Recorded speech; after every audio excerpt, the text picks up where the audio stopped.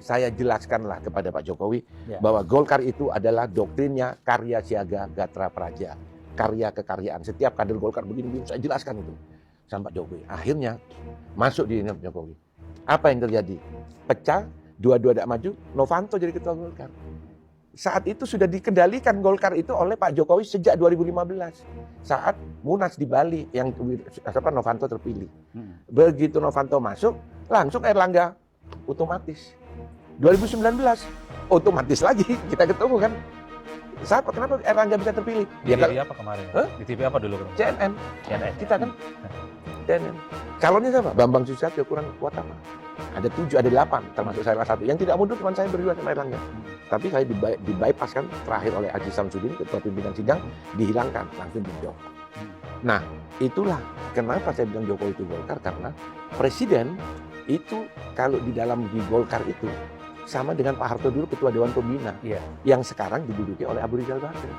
Begitu Pak Abu Rizal Bakri komunikasi dengan presiden, jadi sudah barang itu. Tapi ini tidak tampil. Itulah yang namanya Golkar. Kenapa? Karya siaga gatra praja, doktrinnya itu. Setiap kader Golkar adalah bekerja secara profesional, sesuai dengan bidangnya masing-masing. Gatra praja membela pemerintah. Pemerintah siapa saja. Gus Dur jadi presiden, kita bela Gus Dur. Megawati jadi presiden, kita ada. SBY memang Golkar, kita ada di situ. Pak Jokowi jadi, kita cuma 1 tahun oposisi kan, meribut. Habis itu diambil alih. Jadi sejak 2015, Jokowi itu sudah mengendalikan Golkar sampai hari ini. Nah, saya berani terbuka. Dan jadi tidak heran kalaupun sekarang Jokowi apakah masuk Golkar atau jadi ketua umum Golkar atau ketua pembina Golkar tidak bermasalah. Kan? Jadi begini. Maksudnya mengendalikan itu seperti apa, Bang? Ya, mengendalikan apapun. Mengendalikan apapun. Khususnya dalam semua kebijakan dan kepentingan politik. Iya, mungkin kalau yang terlalu intern ya dia tidak ikut-ikut lah, urusan dari itu. Ya.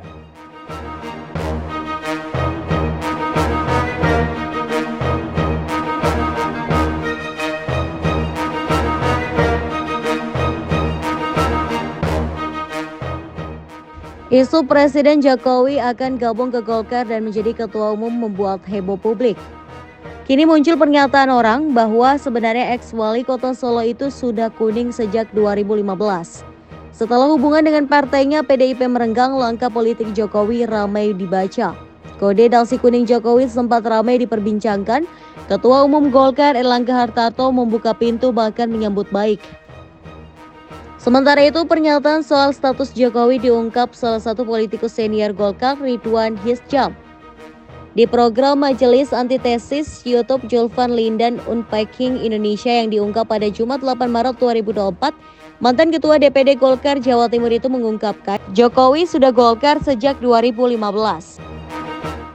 Pak Jokowi itu sudah masuk Golkar ya sejak 2015. Sejak 2015. Tapi sejatinya Jokowi itu adalah kader Golkar, sejatinya. Mulanya Ridwan cerita saat dirinya masih anggota DPR periode 1999 hingga 2004 dan Ketua DPD Golkar Jawa Timur, dia sudah mendengar nama Jokowi pada 2004. Ketua DPD Golkar Solo mendatanginya dan menyatakan ada seseorang pengusaha yang ingin maju jadi wali kota Solo. Dialah Jokowi. Mas Kus datang ke saya, ke Jakarta, Mas Ridwan, ada pengusaha namanya Joko Widodo, panggilan Jokowi, mau jadi wali kota, harus kita dukung, ini pengusaha. Proses komunikasi politik berlanjut, Golkar enggan mendukung. Akhirnya Jokowi diusung PAN hingga kemudian juga diusung PDIP dan berpasangan dengan FX Hadi Rutyatmo. Menurut Ridwan, rekomendasi dari Golkar Solo sudah menunjukkan kalau Jokowi itu bagian dari Golkar. Sebab pada masa Orde Baru semua pengusaha bagian dari Golkar. Ridwan lantas menceritakan soal dinamika politik pada Pilpres 2014 ketika Jokowi maju bersanding dengan Yusuf Kala dan mengalahkan Prabowo Hatta. Saat itu, Golkar berada di sisi Prabowo Hatta, namun Ridwan sebagai bawahan Jajo Kumolo di KNPI sudah mempertemukan Jokowi dengan senior Partai Golkar, Akbar Tanjung dan Wiranto. Ridwan juga bercerita tentang Munas Golkar yang memenangkan Setia Novanto pada 2016 setelah terjadi perpecahan antara Abu Rizal Bakri dengan Agung Laksono. saat itu sudah dikendalikan Golkar itu oleh Pak Jokowi sejak 2015 saat Munas di Bali yang Novanto terpilih. Begitu Novanto masuk, langsung Erlangga otomatis.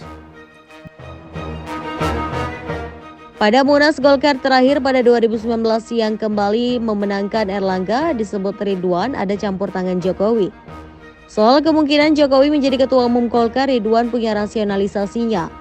Jika Jokowi mau menjadi ketua umum Golkar meski secara formal bukan kader, kata Ridwan, kasusnya seperti Yusuf Kala atau JK. Yusuf Kala terpilih menjadi ketua umum Golkar mengalahkan Akbar Tanjung pada 2004. Padahal JK bukan pengurus Golkar. Ridwan mengatakan dirinya merupakan pimpinan Munas Golkar 2004 yang masih hidup. Muncullah surat dari Sulawesi Selatan dibawa oleh Iskandar Manji bahwa Pak JK itu adalah sekber Golkar. Sekber Golkar itu belum Golkar, masih sekber. Nah, dia di bidang usaha. Itulah yang dijadikan alat untuk melegitimasi Pak JK maju pada saat itu. Menurut Ridwan, Jokowi bisa saja mencalonkan diri menjadi ketua umum Golkar karena memenuhi syarat sebagai kader Golkar. Kalau seandainya di voting kalah Pak JK, konsultasilah kita kepada Bang Akbar. Bang, ini ada begini, apa Akbar Tanjung? Tidak apa-apa, silahkan Pak JK. Akhirnya Pak Akbar kalah. Itu. Jadi kalau saya bilang ramai Pak Jokowi, dia belum jadi wali kota, dia sudah Golkar. Orang dia pengurus Kadin kok bidang apa itu. Dan dia ketua asosiasi mebel itu di sana. Dan waktu itu dia sudah dekat sama Pak Luhut kan? Oh sudah di ini. Jadi tidak perlu harus dibuktikan. Hampir semua orang di kader di Indonesia ini kader Golkar. Nggak usah dibilang petugas Golkar lah. Pak Jokowi ini mau masuk ke dalam Golkar. Keberingin. Apakah masuk benar sebagai anggota atau menjadi ketua? Nah, itu kan nanti proses, ada kongres kan? Kalau kongres memang memilih Pak Jokowi jadi ketua, apa boleh buat? Kan? Nah, prosesnya. Nah, jadi kita tanya dulu soal bagaimana nih. Silakan Bung Ridwan. Nah, jadi ini menarik. Sebetulnya Mas Adi, Pak Jokowi itu sudah masuk Golkar. Ya, sejak 2015. Sejak 2015. Tapi sejatinya Jokowi itu adalah kader Golkar. Sejatinya. Karena saya tahu Pak Jokowi itu pada saat masih jadi pengusaha di Solo. Dia pengusaha, dia pengurus asosiasi. Saat itu tahun 2003 ya, apa 2004 akan maju menjadi wali kota Solo. Ya. Wali kota Solo. Cari apa? Partai. Pengusung. Kalau Pak Jokowi itu kader PDIP, untuk apa cari pengusung? Langsung masuk. Ketua Golkar Solo pada saat itu namanya Mas Kus, ya, turunan dari Keraton Solo. Ketua Golkar Solo. Saya waktu itu ketua Partai Golkar Provinsi Jawa Timur, juga anggota DPR RI, 99-2004. Mas Kus datang ke saya, ke Jakarta, Mas Ridwan, ada pengusaha namanya Joko Widodo, panggilan Jokowi, mau jadi wali kota, harus kita dukung, ini pengusaha. Terus apa? Ya, kita harus dukung. Ada syaratnya, dia minta wakilnya si X, saya tidak perlu sebut namanya, karena kalau saya sebut ini jadi gempar. Dan Jokowi, temannya Jokowi, teman sekolahnya, dan sangat akrab. Wah, saya tidak berani ngomong.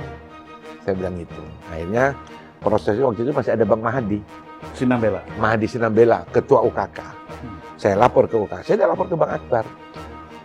Bang Mahadi, dia bilang, wah jangan Wan, kau cari perkara. Kalau kamu dukung ini Jokowi. Nah, tidak jadilah. Akhirnya Jokowi kemana? Didukung siapa? PAN, betul. PAN. Didukung PAN, PKS, belum ada PDIP.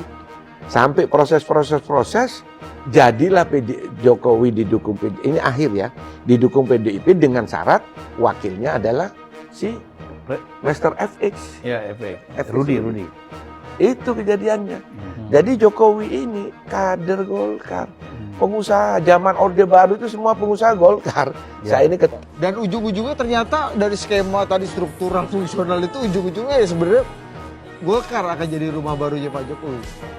Nabi Yunus itu tidak pernah mengira akan bisa keluar dari perut ikan paus.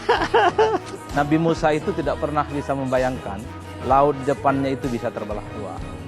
Nabi Ibrahim itu tidak bisa pernah membayangkan di tengah panasnya api bisa hidup dan api itu bisa jadi dingin. Jangankan Pak Jokowi jadi ketua umum Golkar, keajaiban-keajaiban lain di dunia ini sudah banyak secara faktual. Itu gampang. Apa yang bisa kita bayangkan dengan ini semua?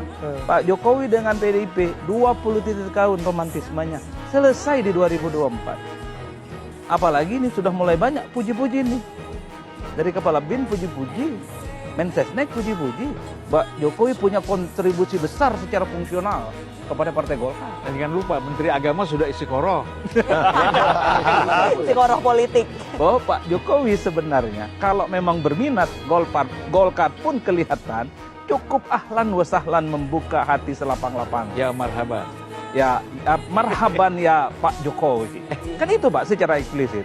Pak Erlangga ngomong akan diberikan posisi terhormat, akan senang kalau menjadi bagian dari Golkar. Cuman yang menjadi tanda tanya adalah posisi Pak Jokowi apa? Apakah Dewan Istimewa-Istimewa itu atau apakah Ketua Umum Partai?